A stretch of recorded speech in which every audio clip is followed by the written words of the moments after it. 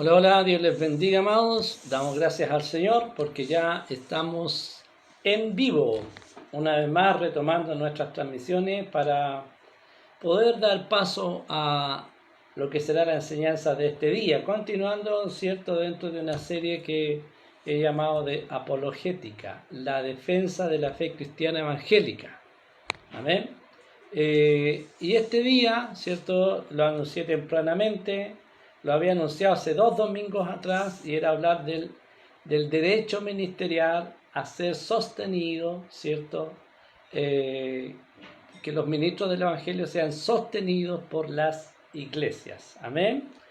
Esto en el contexto de lo que es apologética, la defensa de la fe cristiana evangélica, y un tema difícil de tratar, ¿cierto? Así como lo fue el tema de si el diezmo es o no una práctica vigente para la iglesia y la cual vimos a través de la palabra del Señor que realmente no es una práctica que la iglesia pueda hacer hoy.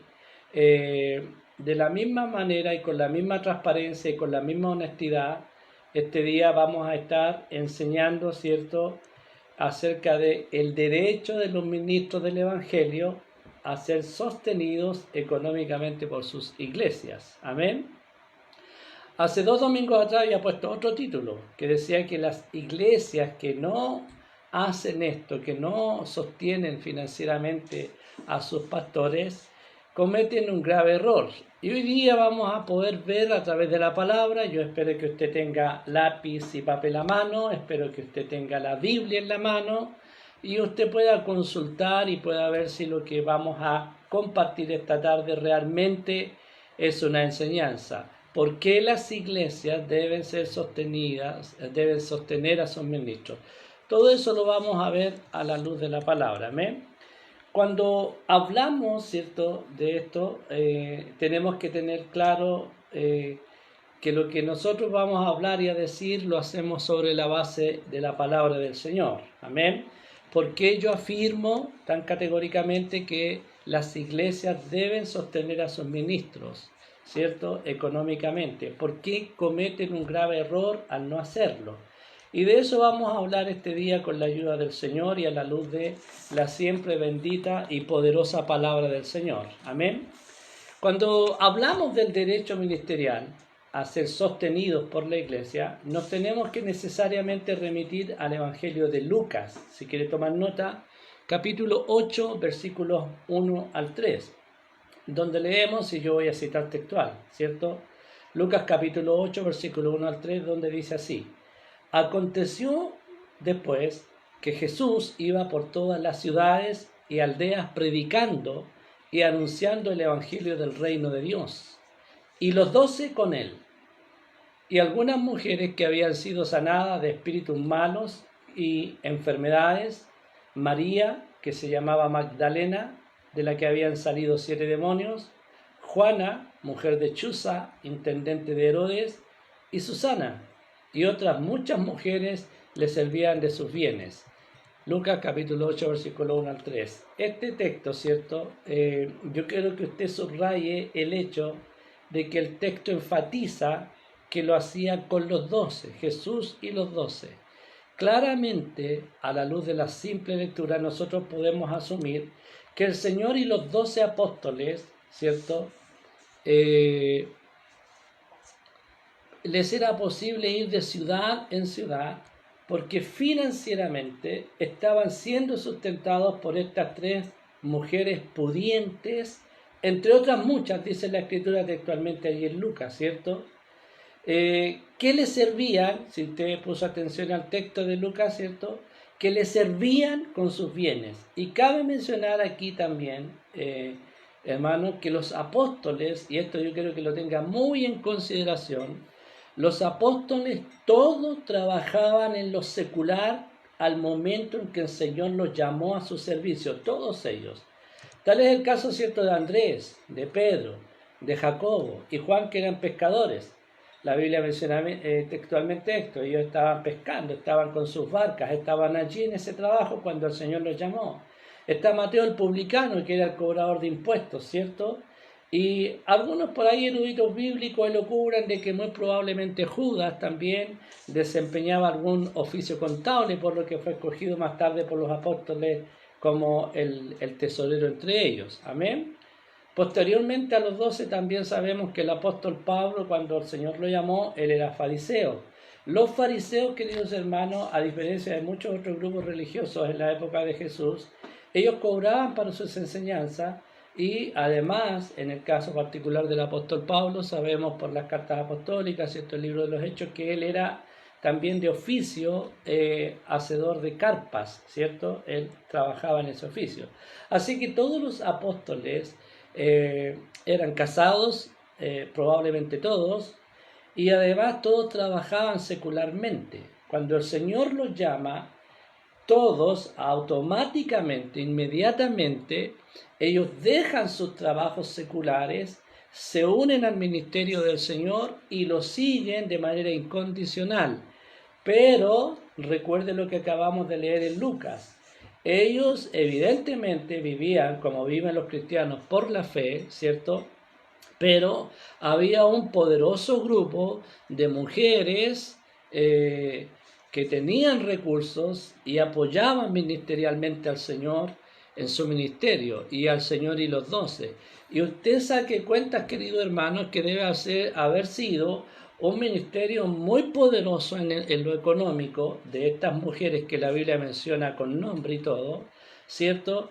Capaces de sostener al Señor y a 12 apóstoles con familia y todo, porque ellos se trasladaban con sus familias, ellos iban de lugar en lugar, ¿cierto? Y estaban teniendo el sustento. Y recuerde que esto no fue menor, esto duró por lo menos 3 años, que son los años que duró el ministerio terrenal de Cristo en la tierra. Ahora sabemos también por la palabra del Señor que esto se extendió. De hecho, los apóstoles se dedicaron plenamente al ministerio, incluido el apóstol Pablo a posterior, ¿cierto?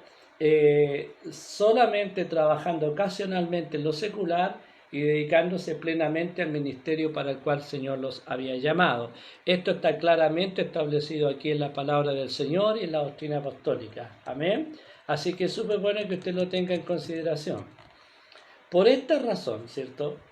Esta práctica, ¿cierto?, de quienes anuncian el Evangelio eran sostenidos, también obedecía a que en la cultura judía, ¿cierto?, dentro de los mandamientos judíos, también estaba el hecho de que había leyes que obligaban a la gente, al pueblo, a apoyar financieramente a los rabí, a los profetas, a los maestros, a los hombres de Dios que traían una palabra, ¿cierto?, al pueblo. Entonces no era algo sorprendente que estas mujeres que menciona el libro de Lucas, ¿cierto?, tuvieran esta actitud de dar abundante y generosamente junto con otras muchas mujeres. Y es interesante, queridos, que la Biblia dice mujeres, y no nombra hombres, porque fueron inicialmente mujeres las que primero creyeron en este ministerio y se metieron la mano al bolsillo. Yo doy gracias al Señor porque con los pastores que seguramente están compartiendo conmigo viendo esta enseñanza, podrán coincidir en que normalmente dentro del universo de cristianos que tenemos en nuestras congregaciones, mayormente son mujeres las que más nos apoyan, las que más ayudan al ministerio pastoral, especialmente en el área de las finanzas. Así que Dios bendiga a las mujeres en este sentido, amén. Este es un paréntesis. Ahora, por esta razón es que esta práctica de que quienes anuncian el Evangelio deben ser sostenidos por las propias iglesias, entendemos que el apóstol Pablo lo haya incluido en la doctrina apostólica, no solo como una cuestión personal, sino como él mismo lo dirá en este pasaje, ¿cierto?, que vamos a ver. Y yo quiero que ahora vaya del libro de Lucas al libro de Primera de Corintios, en el capítulo 9, vamos a leer desde los versículos 5 al 17, amén. Vamos a leer ahí porque allí el apóstol Pablo hace una afirmación categórica, amén. Y la vamos a revisar leyendo ahí Primera de Corintios, capítulo 9, versículos 5 al 17. Y parte con estas preguntas el versículo 5. Este es el apóstol Pablo hablando a la iglesia de Corintio y por ende a toda la iglesia del Señor. ¿Acaso, dice él, no tenemos derecho de comer y beber? Pero que vaya pensando en las palabras. ¿No tenemos derecho de traer con nosotros una hermana por mujer como también los otros apóstoles y los hermanos del Señor y Cefas? ¿O solo yo y Bernabé no tenemos derecho de no trabajar? ¿Quién fue jamás soldado a sus propias expensas? ¿Quién planta una viña y no come de su fruto? ¿O quién apacienta el rebaño y no toma de la leche del rebaño? ¿Digo esto solo como hombre? ¿No dice esto también la ley? No, porque en la ley de Moisés está escrito: no pondrás bozar al buey que trilla. Pues por nosotros se escribió, porque con esperanza debe arar el que ara, y el que trilla con esperanza de recibir el fruto. Si nosotros, dice el apóstol, sembramos entre vosotros lo espiritual, ¿es gran cosa si segáremos de vosotros lo material? Si otros participan de este derecho sobre vosotros, ¿cuánto más nosotros? Pero no hemos usado este derecho, sino que lo soportamos todo por no poner obstáculo al Evangelio de Cristo. ¿No sabéis que los que trabajan en las cosas sagradas comen del templo y que los que sirven del altar participan? Así también ordenó el Señor a los que anuncian el Evangelio que vivan del Evangelio. Pero yo de nada de esto me he aprovechado, ni tampoco he escrito esto para que se haga así conmigo, porque prefiero morir antes que nadie desvanezca esta mi gloria. Pues si anuncio el Evangelio, no tengo por qué gloriarme, porque me es impuesta necesidad, y ay de mí si no anunciar el Evangelio. Por lo cual, si lo hago de buena voluntad, recompensa tendré, pero si de mala voluntad, la comisión me ha sido encomendada. Amén. Palabra del Señor. Como nosotros vimos aquí, ¿cierto? Hay al menos 4 veces en estos versículos en que se menciona la palabra derecho. Esto es un derecho, esto es una obligación, esto es un mandato, ¿cierto? Que el apóstol Pablo fundamenta no solo en la revelación que el Señor le dio, sino que hará una alusión directa, ¿cierto?, a Deuteronomio en el capítulo 25, verso 4, cuando dentro de las leyes que Dios está dando a la nación de Israel allí, dice textual este texto que Pablo cita: no pondrás bozar al buey cuando trillare. Y esto obviamente tiene que ver, ¿cierto?, con una aplicación inmediata y práctica, y era que cuando los bueyes estuvieran trillando, ¿cierto?, no les amarraran la boca para que el buey no se desesperara por comer, ¿cierto?, del trigo, de lo que estaba ahí frente a sus ojos, ¿cierto?, y finalmente no cumpliera con su tarea de arar, de tirar, ¿cierto?, de trillar ahí. Entonces, por una cuestión práctica, obvio que el buey debía comer mientras estaba haciendo el trabajo. Pero el apóstol Pablo, ¿cierto?, va a decir que el Señor no solo escribió esto y ordenó esto por causa de los bueyes, como él va a decir: ¿acaso Dios tiene cuidado de los bueyes? ¿O se escribió por nosotros, los siervos del Señor, los hombres y mujeres que nos dedicamos por entero a su obra?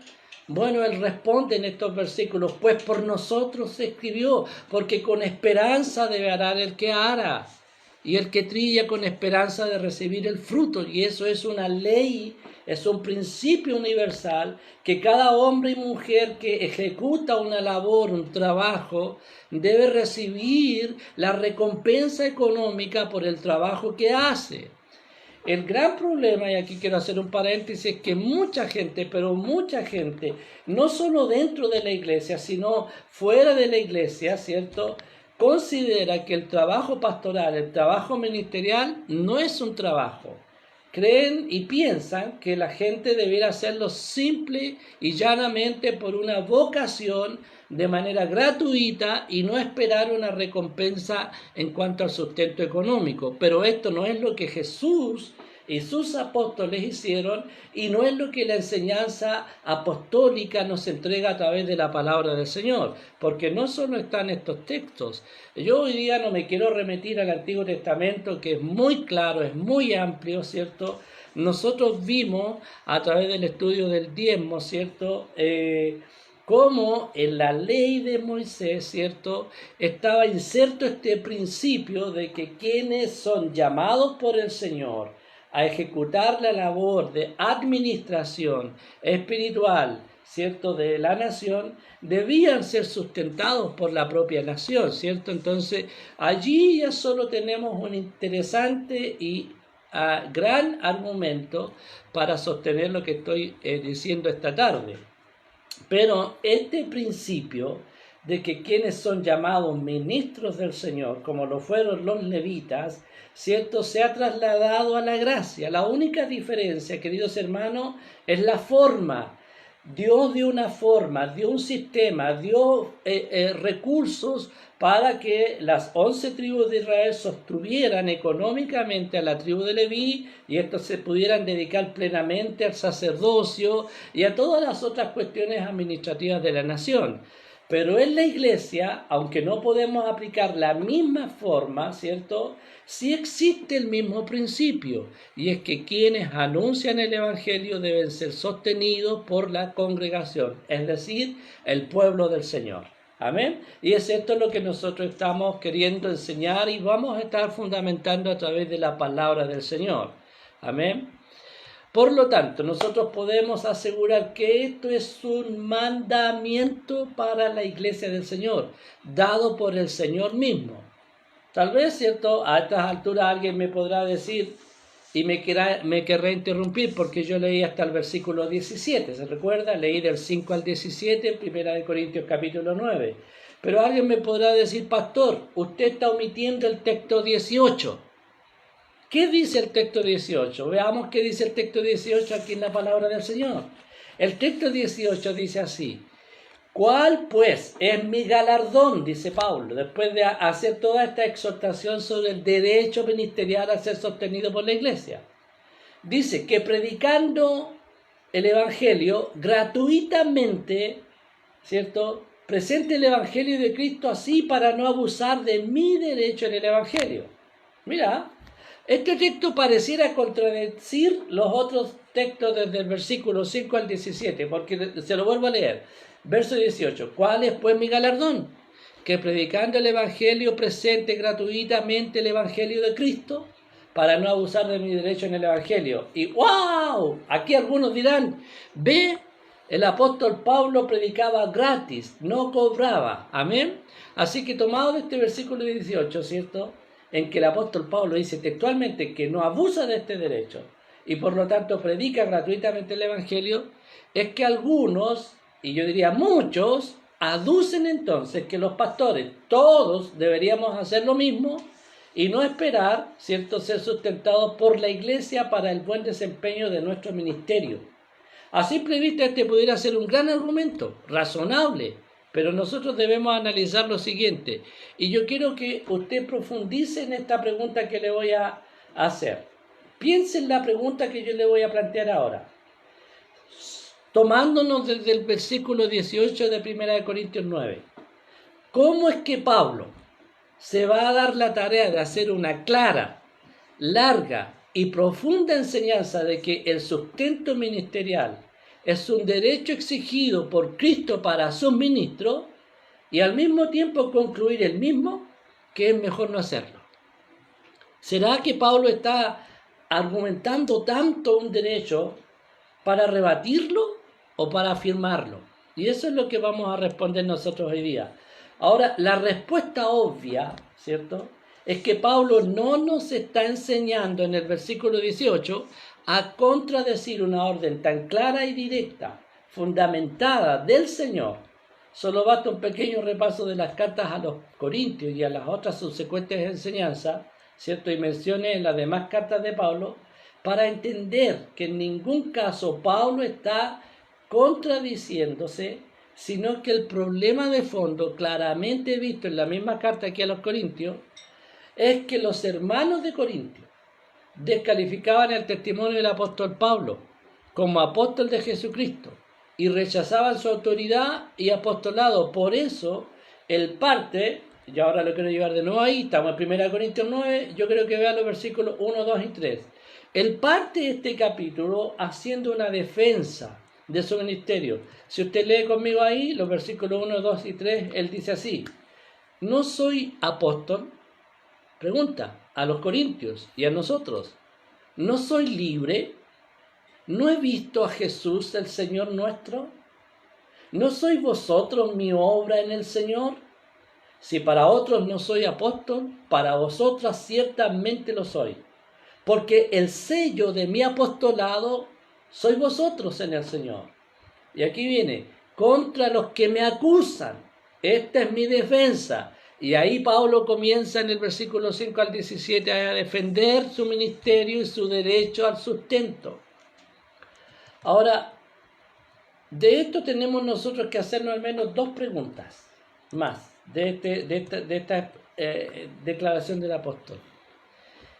¿Quién tiene el derecho o autoridad a contradecir una orden del Señor para su iglesia? Yo pregunto, ¿quién tiene el derecho o autoridad de contradecir una orden del Señor para su iglesia? De la misma forma en que yo les pregunté cuando hablé del diezmo, ¿quién tiene el derecho, autoridad o calidad moral para cambiar, ¿cierto?, una ley y decir que esto era una cosa y ahora es otra? La respuesta fue nadie. Bueno, de la misma manera yo quiero responder tan claramente como puedo hacerlo, nadie, ningún hombre, ninguna mujer, llámese como se llame, pastor, obispo, maestro, como quiera que te llames, tenemos derecho a contradecir una orden del Señor para su iglesia. Amén. Y la otra pregunta, la segunda pregunta es, la opción de renunciar a su derecho de sostenimiento por parte del apóstol a la iglesia de Corintios, ¿cierto?, que vimos en el versículo 18, ¿fue una norma en la vida del apóstol Pablo o fue un hecho circunstancial? No sé si me entiende la pregunta, ¿cierto? Pablo en el versículo 18 está diciendo que él prefiere renunciar y predicar gratuitamente el Evangelio, después de haber dicho desde el versículo 5 al 17 que era un derecho ser sostenido económicamente, ¿cierto? Pero en el versículo 18 él expresa una opinión personal, ¿cierto?, de que él prefiere predicar gratuitamente el Evangelio. La pregunta sobre la base de esa expresión de Pablo, ¿esto fue una norma? ¿Siempre Pablo predicó gratuitamente el Evangelio? ¿Cierto? ¿O fue un hecho circunstancial que ahí, con los hermanos de Corintio, no recibió sustento económico? Bueno, la pregunta la vamos a resolver en el mismo texto. Amén. Hay otros textos en esta misma carta, ¿cierto?, que dan una verdadera luz a esta respuesta. Y es que esta renuncia fue un hecho circunstancial, movido por el rechazo en primera instancia por parte de los hermanos de la iglesia en Corintios. Yo quiero que pase de Primera de Corintios ahora a Segunda de Corintios, capítulo 11, versículos 7 al 9. Quiero que vaya ahí. Segunda de Corintios, capítulo 11, versículos 7 al 9. ¿Qué dice ahí Pablo? Hace estas preguntas otra vez Pablo. ¿Pequé yo humillándome a mí mismo para que vosotros fueseis enaltecidos por cuanto os he predicado el Evangelio de Dios de balde? Pregunta él. ¿Yo pequé al humillarme a mí mismo predicando entre vosotros el Evangelio de balde? O sea, gratuitamente. Mira, Pablo dice algo aquí que nos tiene que hacer pensar a todos. Dice que acaso él pecó humillándose al predicar gratis. O sea, era una humillación que él predicara gratis. Mira, yo tengo una linda y querida hermana que a mí me corta el pelo. Y ahora me está viendo. Dios te bendiga, querida hermana, ¿cierto? Y yo siempre, ella me quiere bendecir y no cobrarme el pelo. Pero ¿sabe qué? Yo considero que el trabajo de las personas debe ser valorado. Muy bien valorado, ¿me entiende?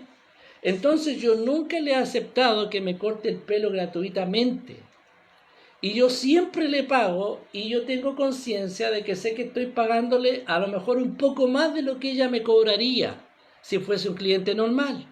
Lo mismo hago con cualquier persona que trabaje o haga algún trabajo para mí. Siempre he procurado pagarle un poco más de lo que normalmente otro le pagaría. ¿Y sabe por qué? Porque como cristiano, como hijo del Señor, entiendo que yo debo honrar el esfuerzo, el trabajo, la dedicación de los demás. Y yo le doy verdadera honra y verdadero valor al trabajo de los demás cuando yo le pago bien. Cuando yo procuro pagarle lo más que se pueda. ¿Me entiende? Y yo no puedo entender por qué la gente no le da valor al trabajo pastoral. ¿Por qué piensa que los pastores, o como los esposos que no le dan valor al trabajo de las hermanas, de las mujeres en la casa? Mira, este es un paréntesis, no lo tenía en mis anotaciones, pero de la misma manera que se desvaloriza el trabajo de la mujer cuando ella es dueña de casa, es casi una vergüenza para una mujer decir, ¿y usted en qué trabaja? Casi con vergüenza dice, no, yo soy dueña de casa, como si eso no fuera un trabajo que necesita ser reconocido, valorado y financiado. Amados, bueno, de la misma manera las dueñas de casa y los pastores somos mirados de la misma manera por la sociedad. Es como que esto lo tuviéramos que hacer libres, gratuitamente y de la mejor manera y voluntad. Cuando la Biblia le llama a esto trabajo. Amén. La sociedad hoy, gracias a Dios, reconoce el trabajo de la mujer. Espero que algún día reconozca la sociedad, a las personas, y especialmente usted, querido hermano, el trabajo de los pastores es un trabajo. Amén. Gracias al Señor, la Biblia lo reconoce como trabajo, lo honra, lo dignifica, lo valora y le pone precio. Bendiciones, amados. Perdone que me apasione tanto. Amén. Pero mira, por eso Pablo dice como me humillé, predicando gratis. Ahora, pero mira, ojo, sigamos, estoy en 2 de Corintios, capítulo 11, versículos 7 al 9.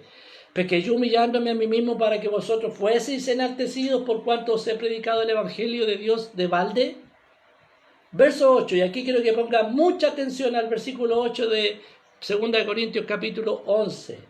He despojado a otras iglesias recibiendo salario, sueldo, para serviros a vosotros. Aleluya. Y cuando estaba entre vosotros y tuve necesidad, a ninguno fui carga, pues lo que me faltaba lo suplieron los hermanos que vinieron de Macedonia.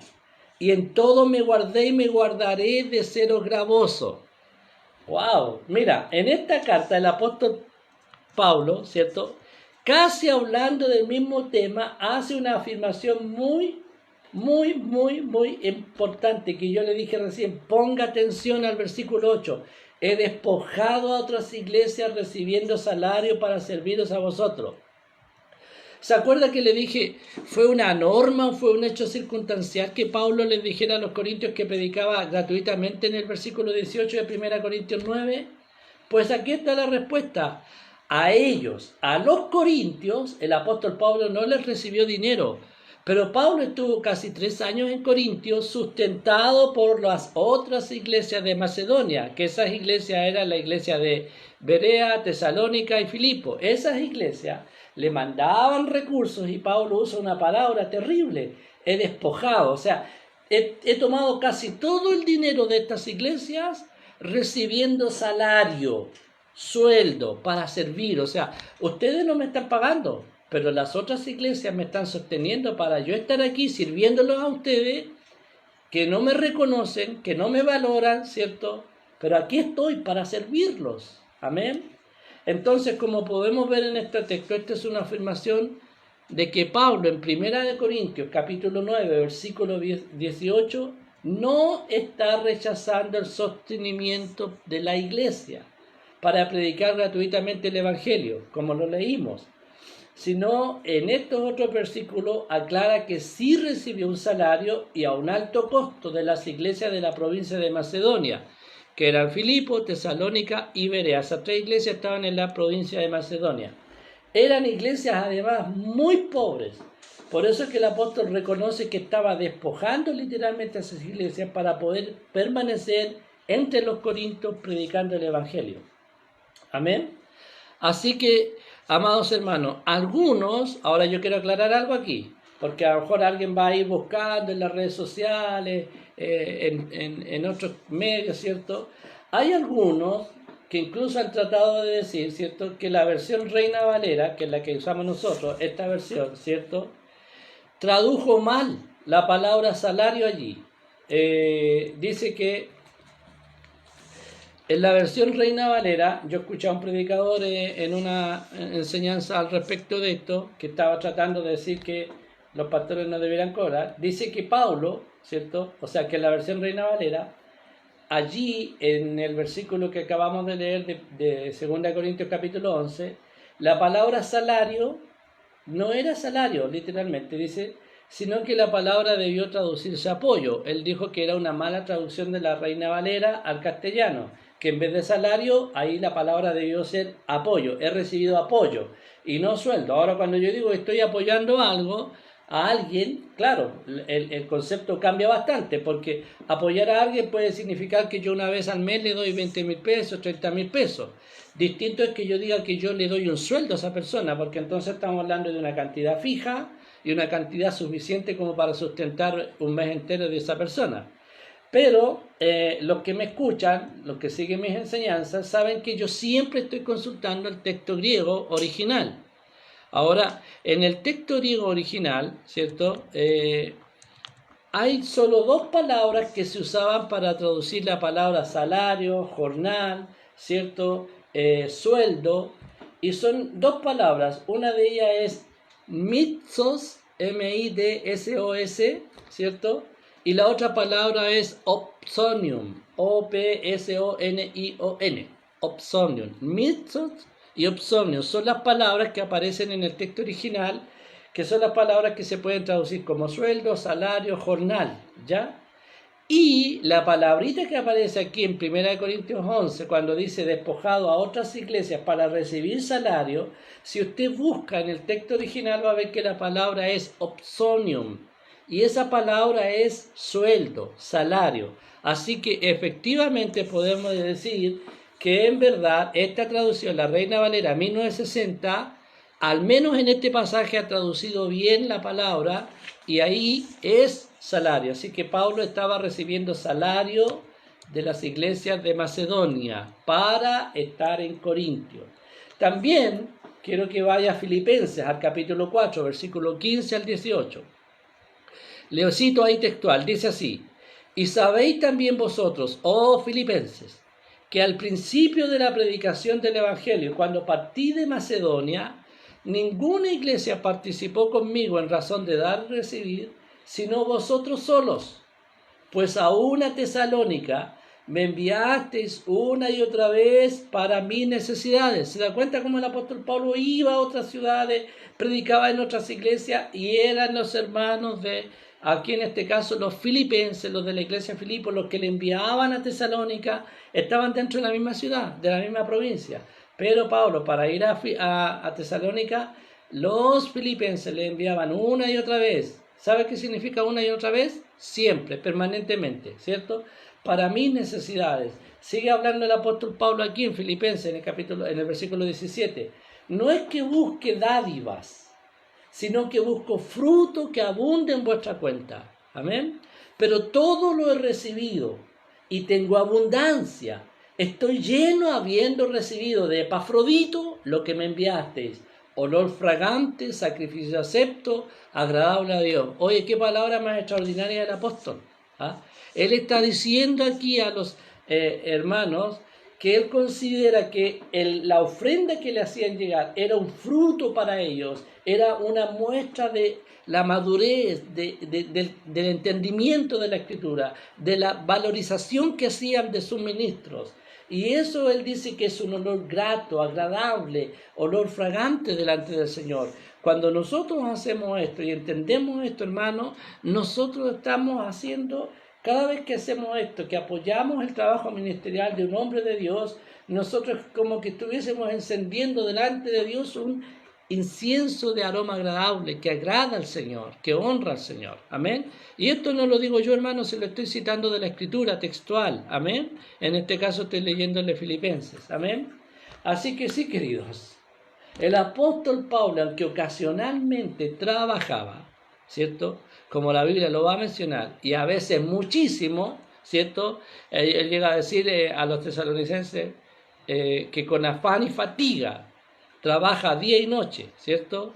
También en el afán de no ser gravosos, porque hay circunstancias en que una iglesia no puede sostener, y obviamente un ministro tiene que cumplir su primer deber, que es sostener su casa, y debe trabajar.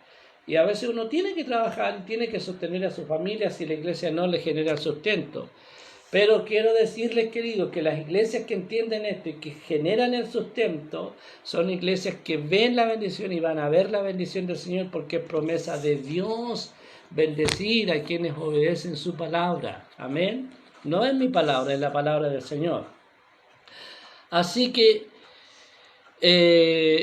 el apóstol trabajaba, ¿cierto? Pero él establece lo que el mismo Señor le enseñó a él. Y es que los que anuncian el Evangelio vivan del Evangelio. Y esto lo va a enseñar el apóstol Pablo como una norma, como una bendición, como un mandato del Señor a todas las iglesias que estaban constituyéndose congregacionalmente, ¿cierto?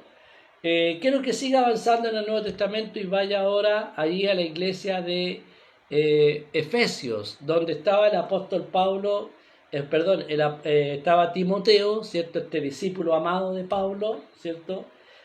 Timoteo pastoreaba la iglesia en Efesios, ¿ya? Y en primera de Timoteo, en el capítulo 5, versículos 17 al 18, el apóstol Pablo, que le escribe esta carta a Timoteo, esta carta de instructivos para la administración y organización de la iglesia que ya estaba establecida, le dice lo siguiente: los ancianos que gobiernan bien sean tenidos por dignos de doble honor, mayormente los que trabajan. Anote esta palabra, trabajan, es trabajo. La Biblia reconoce que esta actividad pastoral, este ministerio pastoral es trabajo. Amén. No es sencillamente vocación de servicio, no, es trabajo. Mayormente los que trabajan en predicar y enseñar. Pues la Escritura dice, y otra vez, por segunda vez en el Nuevo Testamento se cita ahí Deuteronomio capítulo 25, verso 4. No pondrás bozar al buey que trilla, y digno es el obrero de su salario. Amén. El apóstol Pablo está citando el Antiguo Testamento para decir lo que Dios dice. No se debe poner a bozar al buey que trilla, porque digno es el obrero de su salario. Ahora yo quiero que usted pensemos un poquito en este pasaje, porque este pasaje es interesantísimo, hermano, de analizar. 1 Timoteo capítulo 5, versos 17 al 18. Los que han estudiado un poco las Escrituras, ¿cierto?, saben que la referencia a los ancianos, aquí entre comillas, es a hombres maduros, probablemente ancianos de días, ¿cierto?, ancianos literalmente, aunque también se consideraba anciano a hombres mayores de edad, ¿cierto?, pero que habían alcanzado un nivel de madurez espiritual.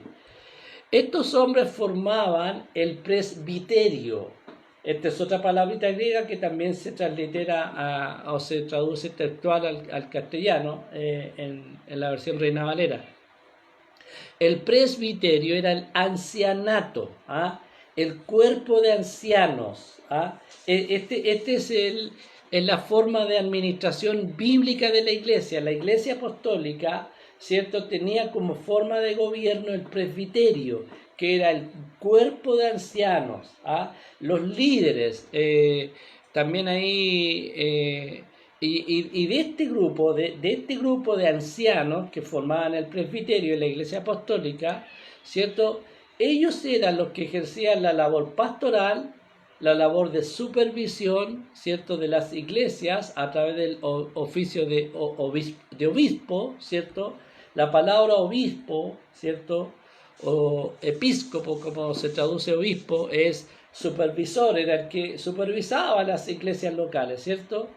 Y ellos eran los que ejercían el ministerio pastoral. Entonces, para cualquier erudito bíblico, y no tanto para cualquier estudioso bíblico, hermano, sabemos, los que estudiamos la Biblia, y usted lo puede consultar en cualquier diccionario bíblico, la palabra anciano, obispo o pastor en la Escritura, en el Nuevo Testamento, están haciendo alusión a un mismo ministerio, que es el pastoral. Amén. Y cuando Pablo dice que los ancianos que enseñan bien, ¿cierto?, sean dignos, tenidos dignos de doble honor, ¿cierto?, está hablando del sueldo. Está diciendo literalmente, mayormente a los que trabajan en predicar y enseñar, ¿cierto? Y está haciendo alusión a que no deben ponerle bozal al buey que trilla, porque digno es el obrero. Y otra vez la palabra opsonium, salario, sueldo. O sea, el apóstol Pablo le está diciendo a Timoteo, literalmente, a los ancianos, a los pastores o los obispos, a los que trabajan en enseñar y predicar, a los que hacen bien su trabajo, págales doble. ¡Wow! Qué lindo sería que alguien dijera, pastor, qué bien que lo está haciendo. Ah, qué bueno, ¿sabe, pastor? Yo siempre lo bendigo a usted con tanto, ahora le voy a dar el doble. ¿Ah? Qué bueno sería. Dios toca a mis hermanos que están ahí, hay 9 personas conectadas, aleluya, tócalo, Señor. Perdóneme la broma, hermano, pero es verdad. Amén. Así que el apóstol Pablo aquí está hablando otra vez de salario. Ahora nosotros podemos concluir, pero no creo que voy a terminar todavía, no voy a terminar, pero quiero concluir esta parte.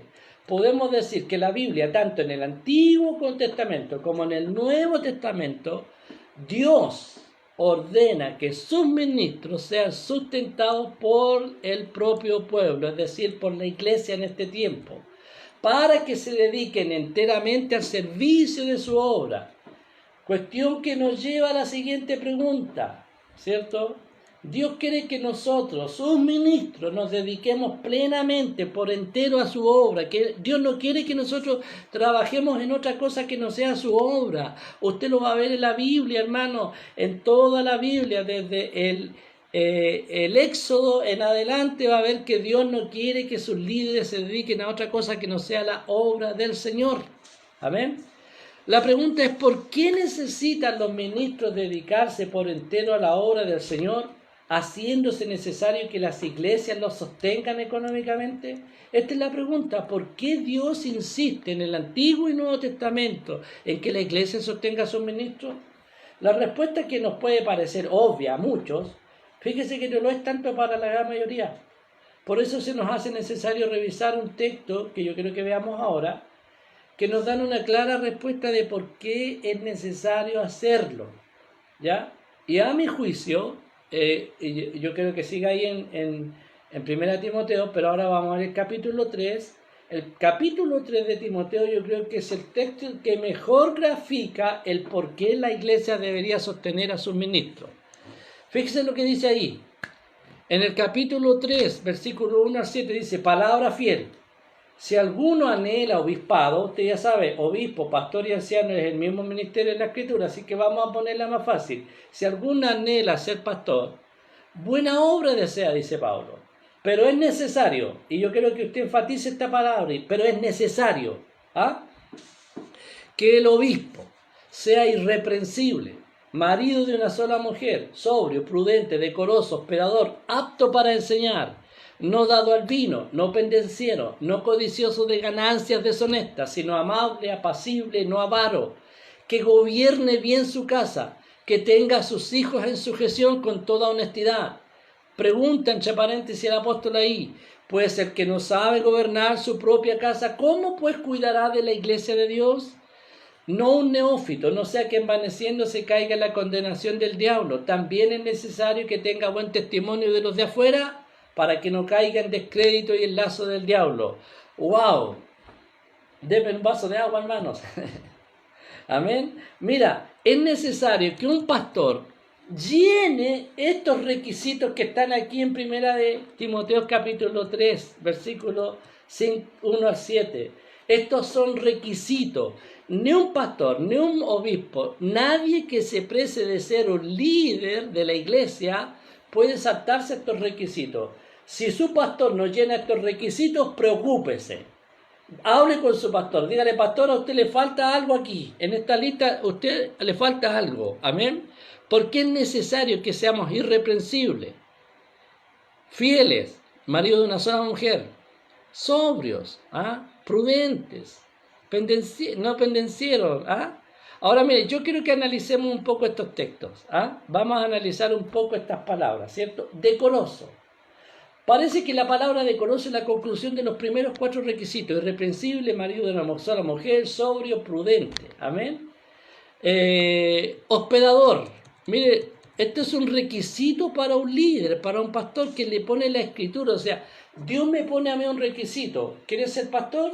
Buena obra deseo. Qué bueno que quieras ser pastor, dice el Señor a través de su palabra. Pero tú tienes que ser, además de todo lo que ya leímos, tienes que ser hospedador.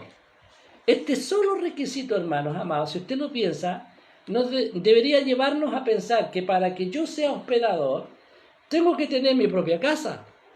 Difícilmente yo puedo ser un hospedador, ¿cierto?, si yo mismo soy un allegado en la casa de otro. Lo que por consecuencia implica, ¿cierto?, inversión de recursos. Yo tengo que tener mi casa propia para lo que necesito dinero, ¿cierto? Debo tener recursos porque mi casa debe tener además una pieza adicional. Esa debería ser la casa de un pastor. La casa de un pastor, además de todas las piezas que él necesita, debería tener una pieza adicional, ¿ah?, porque él tiene la obligación de ser hospedador. Yo puedo dar gracias al Señor. Yo muchas veces con mi esposa hemos tenido gente viviendo 1 mes, 2 meses, 3 meses, 6 meses con nosotros en nuestra casa. Amén. Y no estoy hablando de familiares, estoy hablando de gente de iglesia. Amén. Porque la Biblia nos obliga a hacerlo. Ahora, tener gente viviendo en la casa, según la Biblia, según las costumbres y tradiciones judías, ¿cierto? No era que esa persona llegaba a tu casa y llegaba con todas las lucas y se ponía con todo. No, no, no. Ser hospedador implicaba que tú le dabas el sustento completo a esa persona mientras la tenías en tu casa. Amén. Así que eso significa recursos adicionales para una pieza extra, una cama extra, para comida, para agua, para luz, para gas. ¿Te das cuenta? Vaya pensando en esto y relaciónelo. Esto es un requisito para el pastor. Dios me obliga a hacerlo.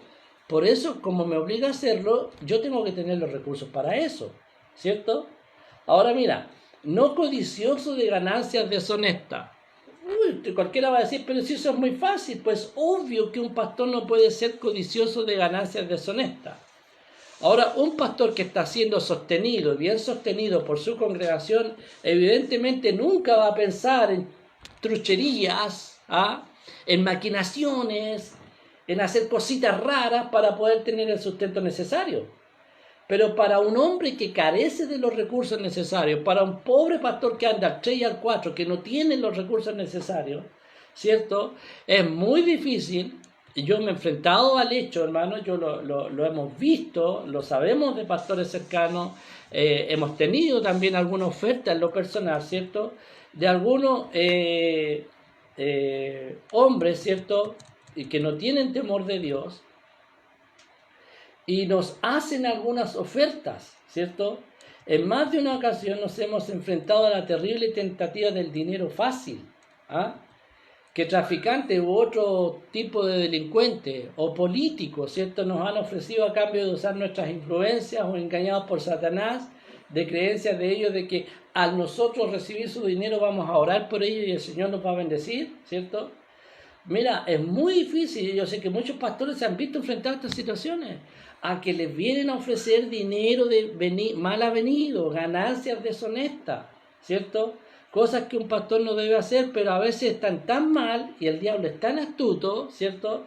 Yo doy gracias al Señor porque nunca hemos caído en la tentación, pero créame que también hemos sido tentados por eso. También el diablo ha puesto gente alrededor nuestro que nos ha hecho ofertas como esa, ¿ah?, de que si yo le paso algo y a lo mejor se arregla, pastor, ¿me entiende? Lo hemos visto. Hemos tenido gente que ha venido a nuestras iglesias con la droga en el bolsillo, ha puesto una ofrenda significativa en el altar para que uno lo bendiga, hermano. Yo he tenido que tomar esa ofrenda, he tenido que devolvérsela y decirle, aquí no ofrende, aquí usted venga cuando quiera, aquí nosotros vamos a orar por usted, pero no aceptamos su ofrenda. Pero ¿cuántos pastores que están en tremenda necesidad a lo mejor hacen la vista gorda? ¿Te das cuenta? Pero un pastor que tiene el sustento necesario nunca jamás va a caer en la tentación. ¿Te das cuenta? Por eso el Señor le dice, no debe ser codicioso de ganancias deshonestas. Que gobierne bien su casa, otro requisito. El buen gobierno de una casa, ¿cierto?, no tiene nada que ver con el autoritarismo y machismo, donde el hombre pretende ordenar, mandar e imponer la opinión a su esposa y sus hijos, siempre. Solo por el solo mérito de ser hombre y ministro del Evangelio. Cuando la Biblia habla de que el hombre gobierne bien su casa, ¿cierto?, está sobre la base y la demanda de que Dios le pide al hombre casado sostener su casa. Amén. Cuidar de su mujer como un vaso más frágil. Ser el ejemplo de su familia en todo aspecto. Amén.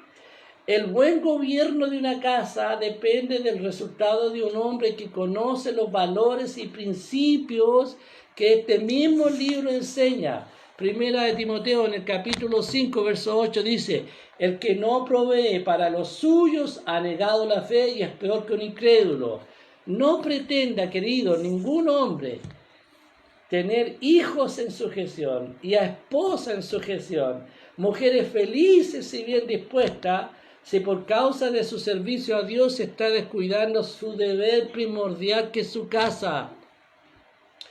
Yo recuerdo a hermanos que de pronto de la noche a la mañana dijeron: el Señor me está llamando al evangelismo o me está llamando al pastorado, y dejaron de trabajar y se dedicaron plenamente, pero no había una iglesia detrás que los sustentara, hermano, y lo único que hicieron fue que sus mujeres se convirtieron en enemigas de ellos, enemigas del evangelio, cayeron en adulterio, abandonaron sus hijos, cayeron en vicios. Hermano, estoy hablando de situaciones que yo conozco por hombres que, pretendiendo servir a Dios liberalmente, sin el sustento y respaldo económico, descuidaron su casa.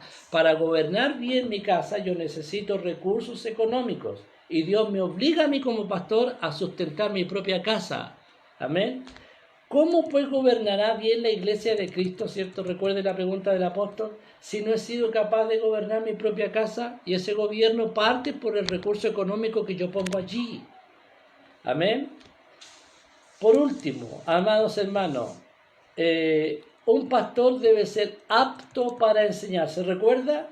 Un pastor debe tener la capacidad de enseñar. Yo dejé este requisito para el último. Estamos hablando en el contexto de por qué Dios le pide a la iglesia que sostenga a sus ministros, por qué los pastores debiéramos dejar el trabajo secular y dedicarnos enteramente a la obra del Señor. Bueno, entre todos los requisitos que estamos viendo está el de tener la capacidad para enseñar. Este es un requisito que lastimosamente, ¿cierto? Espero que los pastores que me estaban viendo lo vean después de nuevo completo este video, ¿cierto?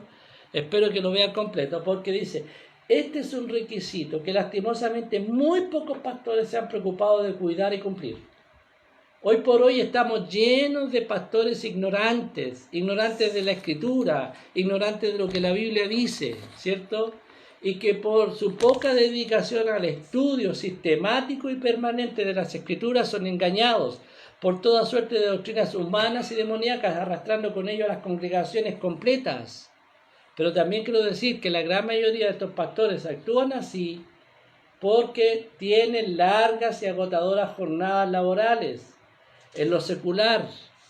Así que llenar este requisito le es imposible a un pastor que, además de atender las necesidades de su congregación, debe trabajar arduamente en lo secular, tener una clara comprensión de la Escritura, de tal modo que se llegue a ser apto para enseñar. Requiere de muchas horas de estudio, de invertir recursos como en libros de apoyo, tecnologías complementarias como especialmente, ¿cierto?, son las demandadas en este tiempo. Un pastor por lo menos deberá, aparte de tener su propia casa para ser hospedador y tener bien a su familia, ¿cierto?, esa casa deberá estar equipada tecnológicamente, al menos con internet, con teléfono, un buen celular, ¿me entiende?, para que pueda estar dedicado al estudio permanente de la Escritura y tener después la capacidad de enseñar, que cuando usted le pregunte, cuando usted tenga una duda, cuando usted quiera saber algo, cuando usted escuche una porquería en las redes y le plantee la duda, su pastor le pueda responder y le diga: a ver, hermanito, aquí en la Biblia dice tal y tal cosa, y le enseña a usted. Amén. Así que imagínese, este solo requisito ya le demanda al pastor mucho tiempo y muchos recursos. Amén. Ahora, el apóstol nos sumó aquí algunos otros requisitos que la Biblia menciona de otra forma, no directamente como un requisito, pero que son cuestiones obvias, y que aunque son obvias, algunos literalmente la tienen que dejar pasar, ¿cierto? Y yo lo puse aquí, lo voy a agregar, que es: un pastor debe tener mucho tiempo para orar. Orar por los santos es algo que ningún pastor debería dejar de hacer cada día de su vida. Amén. Ahora, Esto parece obvio, pero pensemos un poco en esto de la oración, solo la oración, amén, que debería hacer un pastor por su congregación. Si nosotros pensamos en una iglesia promedio con 30 personas en una iglesia local, ¿cierto? Al menos un pastor debería dedicar, mira, ¿sabes cuánto es lo mínimo que uno debería dedicar a orar por alguien? Yo no sé cuánto, algunos me dicen, estoy orando por usted, pastor. Espero que por lo menos esté orando unos 2 o 3 minutos por mí cada día cuando ora. ¿Ah? Porque no me diga que usted está orando por mí y apenas me menciona y bendice al pastor, Señor, y su familia. Amén. Eso no es orar por alguien, querido. Amén. Orar por alguien es dedicarle tiempo a él. Es acordarse de sus problemas, sus necesidades, acordarse de su esposa, de sus hijos. ¿Me entiende? Entonces, eso por lo menos mínimo te va a demandar 3 minutos de oración. Solo por una persona. Ahora, si usted tiene 30 personas, multiplique 3 por 9. ¿Ah? O sea, 3 minutos por 30 personas son 90 minutos. Amén.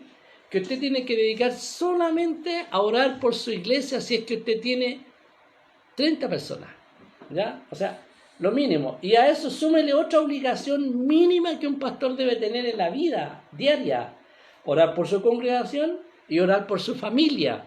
Así que más o menos estamos hablando que el pastor orando por su congregación y mi familia, por ejemplo, mi familia, mi esposa, mis hijos, mi papá, mi mamá, mi suegro y mis hermanos y mis hermanas, esa es mi familia inmediata. Y esa es la gente por la que, bueno, al menos mi esposa y yo oramos todos los días. Amén. Así que por lo menos son 40 personas por las que yo debería estar orando como promedio al día. Multiplique 4 por 3, 12. 2 horas. O sea, aparte de todas las horas que un pastor necesita para estudiar la Escritura y poder responder a sus cuestionamientos y preguntas, un pastor necesita por lo menos 2 horas exclusivamente para dedicarlas a la oración. Sin contar que por eso también el pastor tiene que orar por la nación, tiene que orar por los gobernantes, tiene que orar por los pobres y tiene que dedicar tiempo al trabajo pastoral. ¿Se da cuenta? Porque el Señor le pide a sus ministros que se dediquen por completo al Evangelio. Porque no hacerlo hará de nosotros los pastores incompetentes, como son la gran mayoría de pastores hoy día, que trabajamos en lo secular, no tenemos el tiempo necesario para orar, no tenemos el tiempo necesario para escucharlo a usted cuando tiene un problema, no tenemos el tiempo necesario para visitarlo a usted. Es mentira que lo estamos cubriendo en oración, cuando muchos decimos, Señor, bendice a mi hermano y su familia y punto. ¿Por qué? Porque estamos agotados físicamente trabajando en lo secular. Porque la iglesia no entiende que también es un deber, es una obligación, es una necesidad impuesta por Dios y su palabra que sostenga a sus ministros. Amén. Ayúdenos, Señor. Para concluir, lo que yo había puesto hace 2 semanas atrás en el título de lo que sería este mensaje. Las iglesias que no sostienen financieramente a sus ministros están en un grave problema. ¿Por qué? Problema. Porque no hacerlo nos obliga a procurarnos el sustento por medio del trabajo secular, impidiéndonos cumplir con todas nuestras obligaciones mínimas, como por ejemplo la oración de caridad por cada uno de ustedes, miembros de nuestra congregación. Las iglesias que no sostienen a sus ministros están en un grave problema porque no tenemos tiempo para visitarlos o recibirlos en nuestras casas y tener un tiempo personal de ministración con ustedes, algo que es muy necesario y esencial en la consolidación espiritual de ustedes, los creyentes del Señor. Amén. Las iglesias que no sostienen económicamente a sus ministros están en un grave problema porque no tenemos tiempo para estudiar la Biblia, de manera tal que podamos responder con un claro fundamento doctrinal las preguntas que inquietan sus vidas. Están en un problema las iglesias que no sostienen a sus ministros porque no tener el sustento necesario, ¿cierto?, nos impide asistir por nosotros mismos a los pobres o a los hermanos que golpean a nuestras puertas por un poco de ayuda, dejándonos en la vergüenza de no poder cumplir con nuestro deber de alargar nuestra mano al necesitado. Y por último, hermanos, están en problema las iglesias que no sostienen a sus ministros, porque, ¿cierto?, un pastor incapaz de hacer bien su tarea es simplemente un pastor mediocre, que por consecuencia tendrá una iglesia mediocre. Amén. Así de simple. Por eso, querido, por todo lo que he argumentado en esta enseñanza, ¿por qué la Biblia? ¿Por qué el Señor? ¿Por qué la doctrina apostólica? ¿Por qué en el Antiguo y Nuevo Testamento Dios demanda al pueblo, a la congregación, sostener a sus ministros? Es que está en su mano, está en su poder y está en su capacidad obedecer o no. Si usted quiere seguir teniendo un pastor mediocre, incapaz de responder sus preguntas, incapaz de poder asistirlo cuando usted necesita la asistencia de su pastor, hermanos míos, depende de usted. ¿Quiere tener un pastor que dedique tiempo? Mira, yo 2 semanas no pude predicar, 2 semanas, porque estaba tremendamente cansado. La semana pasada terminé a las 2 de la mañana, intenté transmitir este mensaje sin verme, solo en audio, y fue un fiasco, lo tuve que borrar. Amados hermanos, hay hermanos que me llaman, que necesitan que yo vaya, no he podido visitarlos. Hay gente que necesita que yo vaya a sus casas y pueda conversar con ellos. No he podido ir a verlos. Amén. Porque yo tengo que trabajar. Porque no quiero ser una carga, no quiero ser gravoso. Pero aunque procuro no serlo, y al contrario, procuro yo ayudarles en todo aspecto, queridos, yo estoy consciente que no es bueno lo que hago, porque me está convirtiendo en un ministro incapaz, incompetente de poder sostener la iglesia, especialmente en este tiempo donde no nos podemos reunir.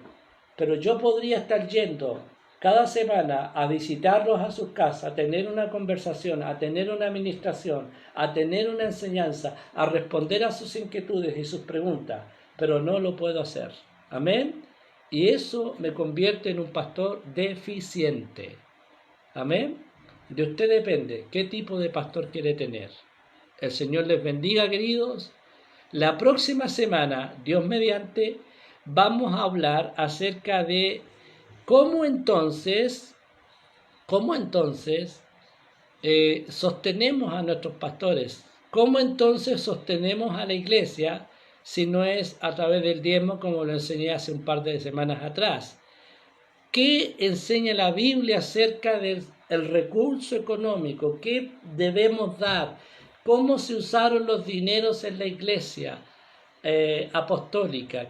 ¿Cuál es la enseñanza al respecto del uso de los dineros en la iglesia según los apóstoles y el Señor? Dios mediante lo vamos a ver y responder la próxima semana. El Señor les bendiga, queridos. Un abrazo a todos los que estuvieron conectados, a los que están presentes ahora. Dios me los bendiga. Bendiciones para todos.